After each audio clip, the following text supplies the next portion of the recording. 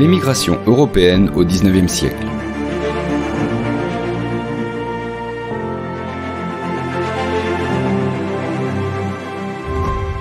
Bonjour à tous. On l'a un peu oublié, mais avant de devenir un continent d'accueil de migrants, l'Europe a largement peuplé le monde en envoyant des millions de gens sur tous les continents. Italiens, Irlandais, Allemands ou encore Anglais ont ainsi traversé les océans à la recherche d'une vie meilleure. Ils ont contribué à diffuser un mode de vie et une culture européenne dans le monde. Pourquoi, comment et où les Européens ont-ils émigré tout au long du XIXe siècle? Rappelons pour commencer que, pendant longtemps, la population européenne augmente très peu. Jusqu'en 1750, l'accroissement naturel reste modéré. Oui, la mortalité et la natalité sont très élevées. Alors la mortalité, pourquoi est-elle élevée? D'abord, l'espérance de vie est faible, 40 ans en moyenne. Pour situer, pendant l'Empire romain, l'espérance de vie c'est 35 ans. Donc on voit, il n'y a pas vraiment une espérance de vie qui a beaucoup augmenté. Ensuite, il y a des maladies qui sont très peu soignées. Et des épidémies qui viennent régulièrement. On peut penser à la peste, notamment, qui arrive en 1347 et qui va tuer entre 30 et 50% de la population européenne en 5 ans. On peut évoquer aussi les récoltes assez inégales, la production alimentaire souvent faible, ce qui entraîne des famines. Alors les famines sont de moins en moins importantes. En revanche, ce qui arrive régulièrement, ce sont des disettes. On n'est pas certain d'avoir suffisamment d'alimentation pour nourrir la population. Et ça fait augmenter le prix des céréales, ce qui fait que les pauvres ne peuvent plus en acheter et meurent davantage. Dernier élément, les guerres, qui ravagent régulièrement l'Europe. On peut penser aux guerres de religion, par exemple, au XVIIe siècle. D'ailleurs, il y a une prière qui est très courante en Europe, qui va durer quasiment jusqu'au XVIIIe siècle, qui dit contre la guerre, la faim et les épidémies, protège-nous, Seigneur. On a là 3 grands fléaux qui touchent les populations européennes pendant des siècles et des siècles. Donc ça, c'est pour la mortalité élevée. Mais la natalité, elle est aussi très contrariée. Oui, parce qu'il existe une forte fécondité. Les Européens font beaucoup d'enfants, en moyenne 4 à 5 enfants par femme. Mais ces enfants meurent beaucoup, il y a une très forte mortalité infantile. Pour situer à peu près en moyenne entre 200 et 250 pour 1000, c'est-à-dire entre 20 et 25%. Un enfant sur 5, un enfant sur 4 meurt avant l'âge de ses 2 ans, 3 ans. On estime que, habituellement, sur 5 enfants d'un couple, il n'y en a que 2 qui atteignent l'âge adulte. Les démographes, qui sont les spécialistes de la population, ont qualifié cet aspect en parlant d'équilibre de la misère. Et donc on a un équilibre de la misère qui est en place et qui va durer globalement jusqu'au XVIIIe siècle. Et à partir de ce siècle, tout change. Pourquoi? D'abord parce que la mortalité va baisser. Ce sont les progrès de la médecine, des vaccinations notamment qui apparaissent dès le XVIIIe siècle, l'hygiène qui s'améliore aussi, l'hygiène individuelle et aussi l'hygiène collective, l'agriculture qui produit plus et qui permet de nourrir davantage, on a donc des populations mieux nourries. Donc une mortalité qui se réduit, mais la fécondité, elle reste toujours forte. Et donc ce phénomène, c'est ce que l'on appelle la transition démographique. On passe d'un système forte mortalité, forte natalité, population qui augmente peu, à un autre système dans lequel la population va connaître une augmentation. Tous les pays européens connaissent ce phénomène, mais ils vont le passer à des rythmes différents. En Angleterre, ça va être beaucoup plus long, à peu près 200 ans, pour passer d'un système démographique à un autre. En France, 100 d'années seulement. Cette transition démographique a une conséquence. Le début entraîne un très fort accroissement naturel. La population européenne explose. Pour avoir un ordre d'idée, en 1800, on estime que les Européens sont à peu près 187 millions. En 1914, un peu plus d'un siècle plus tard, ils sont 401 millions. On passe donc de 187 à 401 millions, plus du double.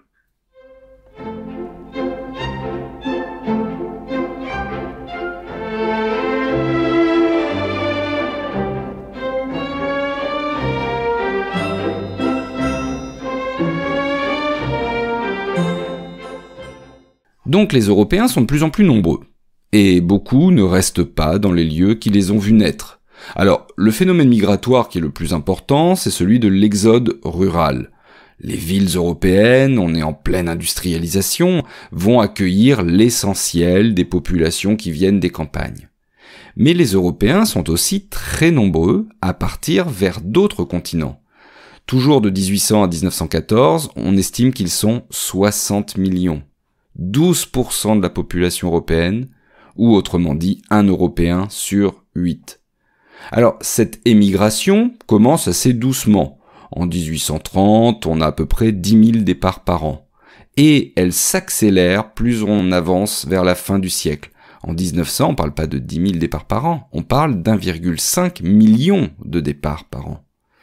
Et alors, les origines de ces migrants évoluent aussi. Dans la première moitié du siècle, de 1800 à 1850, ils viennent surtout d'Europe du Nord. On va avoir des migrants d'Angleterre, de Scandinavie, d'Irlande. Dans la seconde moitié du siècle, de 1850 à 1914, c'est plutôt l'Europe du Sud, beaucoup d'Italiens notamment, et l'Europe de l'Est. Si l'on prend que les Italiens, ils sont 18 millions à quitter leur pays entre 1870 et 1914. Bon, les Européens sont donc très nombreux à partir. Mais pourquoi émigrent-ils ? Alors le principal facteur tient dans la poussée démographique dont on a parlé. Cette poussée démographique entraîne misère et chômage. Oui, les terres sont trop petites pour des familles qui deviennent trop nombreuses. Il n'y a pas non plus de travail pour tous et on a beaucoup de bouches à nourrir. Et donc les migrations sont encouragées, alors encouragées parfois par les familles et aussi par les pays de départ afin de se débarrasser de ces populations pauvres, de plus en plus nombreuses. Il y a un deuxième facteur qui est un facteur technique. Voyager est devenu plus facile grâce au développement des moyens de transport. La navigation à vapeur, les navires plus sûrs, plus rapides et globalement plus confortables. Bon, il faut pas s'illusionner, les conditions de transport des migrants sont souvent assez spartiates.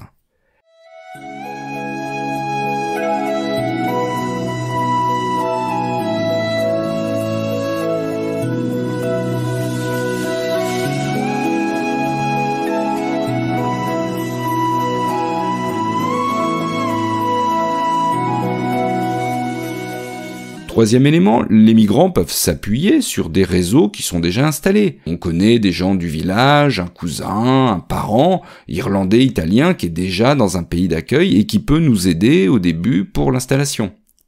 On a aussi des pays qu'on va appeler des États neufs qui incitent à venir s'installer. Alors soit c'est dans le cadre de la colonisation, ça va être le cas pour l'Algérie française, pour le Canada ou pour l'Australie, ou tout simplement par un besoin de main-d'œuvre. On a besoin de main-d'œuvre pour développer le pays, comme aux États-Unis ou en Argentine. Il y a aussi des raisons politiques. Les Juifs vont émigrer massivement parce qu'ils subissent des pogroms, c'est-à-dire des attaques violentes soutenues par l'État contre un groupe précis, en l'occurrence les Juifs. Un pogrom est un mot russe qui signifie orage. Et donc on a des violences contre eux en Europe de l'Est et en Russie, et donc ça les incite à partir. Enfin, les migrations sont parfois contraintes, c'est le cas des condamnations, et on va envoyer comme ça des migrants européens en Australie pour les Anglais, ou au bagne de Guyane ou de Nouvelle-Calédonie pour la France. Mais un point fondamental, c'est que pour la très grande majorité des migrants, il y a l'espoir d'une vie meilleure.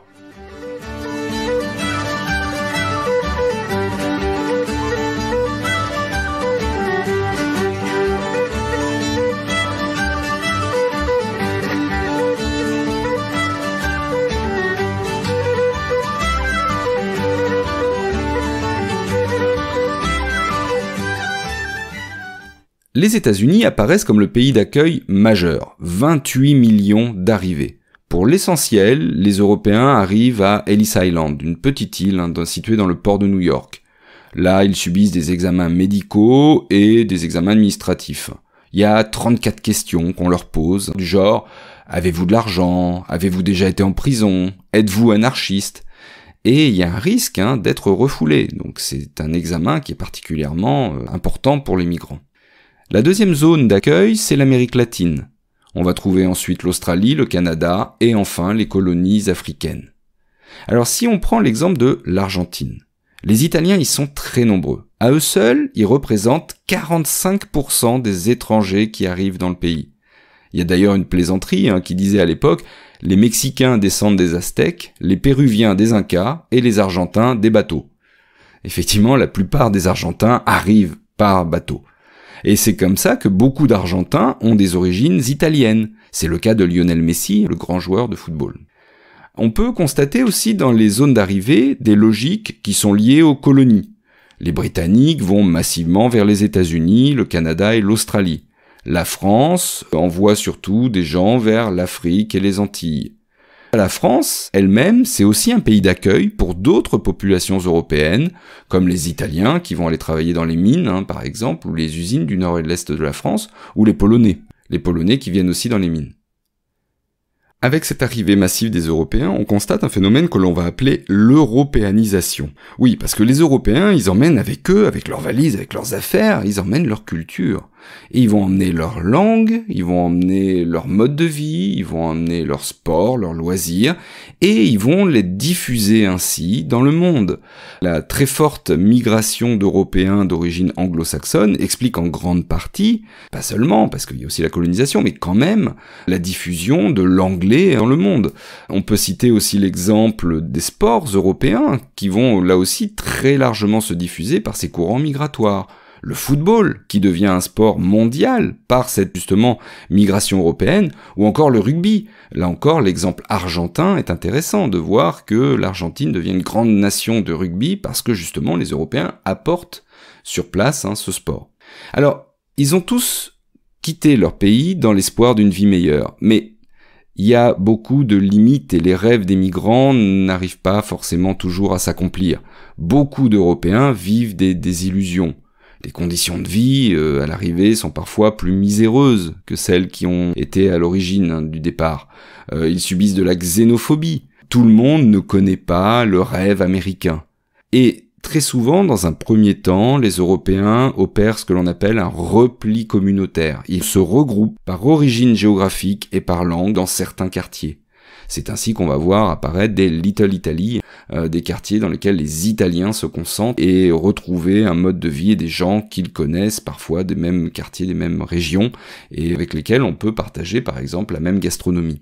Mais ça c'est vraiment dans un premier temps, parce que progressivement on constate qu'il y a une intégration à la population locale qui se fait généralement à la deuxième génération.